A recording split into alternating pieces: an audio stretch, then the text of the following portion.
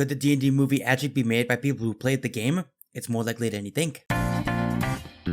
Greeting watchers one and all, the Watchful one here. So apparently there's a D&D movie coming out. I literally only found out about this a few months ago. However, something that immediately caught my eye about this was that it was being directed by John Francis Daly, the guy who brought us the cinematic masterpiece that was Dude Bro Party Massacre 3, baby! Oh yeah, and he also worked on Bones, Waiting, Freaks and Geeks, Spider-Man Homecoming, and of course Game Night. Joking aside, the fact that the director of Game Night was making a D&D movie had me very hopeful. Especially since Game Night is honest to god an amazingly great funny movie. With another thing that was important to note about Game Night is that it had some really surprisingly great action. And then there was also the casting like Chris Pine, Michelle Rodriguez, Regina Jean Page, Justice Smith, and Sophia Lillis. These were all really good actors. But then the trailer dropped and let's just say hype levels are at max now. And so let's do something fun and overanalyze every single last detail of this trailer. So right off the bat from the opening shot of the movie, I'm noticing two things. One is of course the city backdrop, which has this giant medieval style castle, but also a coliseum. Not only do I think we see these coliseums insides much later in the trailer, but I also like that there's a melding of different cultures in this because that's totally something a D&D game would have. I also noticed there's a hot air balloon or some kind of balloon right near it as well. That leads me to my other point where I think we're going to be seeing a melding of magic and mechanics at the same time. Because you'll notice with the boat, it does have a sail, but you can kind of see it may have a paddle of some kind. I've always been a sucker for fantasy movies that mix in a little bit of technology because that makes sense. With the advent of magic, I'd imagine there would be some advanced technology, like self-propelling boats or even hot air balloons. And then after that, we get our first look at our titular heroes, in quotation marks. Because as the title suggests, they're not heroes, they're thieves, but they're forced to be heroes to save the day. Ah, so they're going for the chaotic neutral party, I see. Great story potential there, good call. But another thing of note that I noticed in the back are the banners for this city. Now what's interesting is that D&D has a fair bit of sun gods, like Sol and Amunator for example.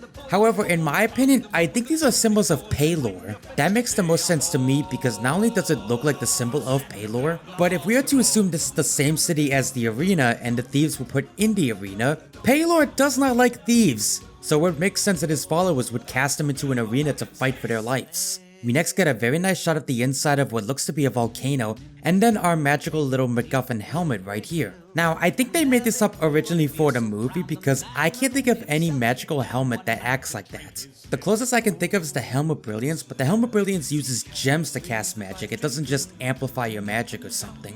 But then after that, we get the scene that literally made me the most giddy and made me say, oh, this movie's gonna be great. We get our first dragon. And it's not a red dragon actually. I'm kinda shocked since the red dragon's such a staple symbol of D&D. But no, they went with a black dragon. They even got its breath weapon correct. Instead of spewing fire, it spits out black acid. You know, it's like they really didn't have to go that much detail into the dragon. You could have given it fire breath and I don't think anyone would have cared. I mean, I would have cared, I'm a D&D fan. But the fact that they made its breath weapon correct is so much good detail, it makes me happy. We hope the wrong person steal the wrong thing is literally the start of every D&D game ever. I mean, the fact that this story seems to be about a bunch of thieves who steal an item for a great evil and then have to seal away that great evil that they helped, that literally sounds like every D&D game ever, and I love that they went with something like that. I even love this shot. Like, my D&D nerd is satisfied, now my film buff nerd is satisfied, holy crap. And for the record, I think these cultists were made specifically for this movie. I could say they're the cult of Rakdos, but I'm not gonna go that far. They could also be Red Wizards of Day, honestly. We also during this quick action scene get our first look at an actual D&D spell, Time Stop, as well as some magical barriers as well. Oh, and of course, Spraydu. Next to kobolds and goblins, they're a staple of D&D. Though on an unrelated note, if there isn't a single kobold or goblin in this whole movie, then it fails. Well, how do we pull that off? Figure it out over a drink? Probably best. The Dungeon Master's trying to tell this epic story and the party just wants to go have a drink. Typical D&D. Joking aside, I actually do get that we're getting a fair bit of different landscapes in this. We get a snowy backdrop, a nice green backdrop, a good city. That's a staple of D&D, you want varied areas. And then right after that, we get our first look at the barbarian doing her barbarian thing.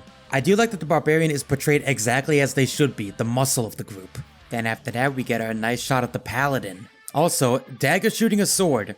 That's awesome. And once again, a very nice magic shot. I do like the way magic is portrayed in this. It's portrayed pretty well. I also noticed, like every D&D game, they are forgetting material components. And no one does that anyway, so oh well.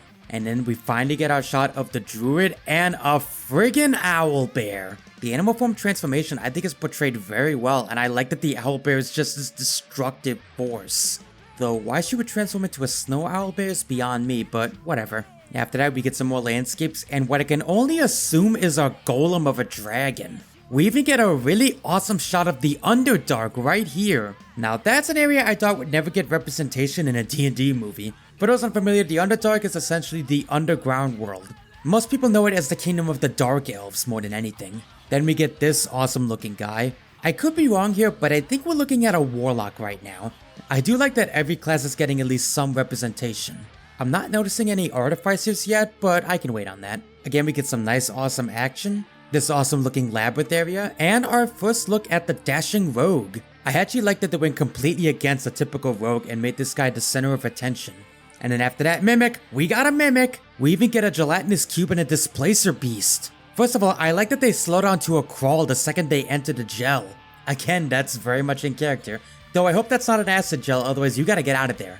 Looking very closely at the displacer beast frame by frame, it does have extra limbs. I noticed it only has them for a few seconds though when it's going really fast. I like that it's keeping in character with the actual lore of the beast. Not just with the gelatinous cube literally feeling like gelatin going through it, but I hope we get to see more of the Displacer Beast's actual displacer magic. More magic, more fighting, and another owlbear form. You know, I'm noticing the druid has a favorite form here. I'm not complaining, owlbears are awesome. And it's still a white owlbear. I'm sorry, I know that shouldn't bother me and I don't know why it does, but it just does. There better be a reason why her owlbear form is a white owlbear. Because having the owl side of the owlbear be a snow owl makes no sense unless there's a reason for it.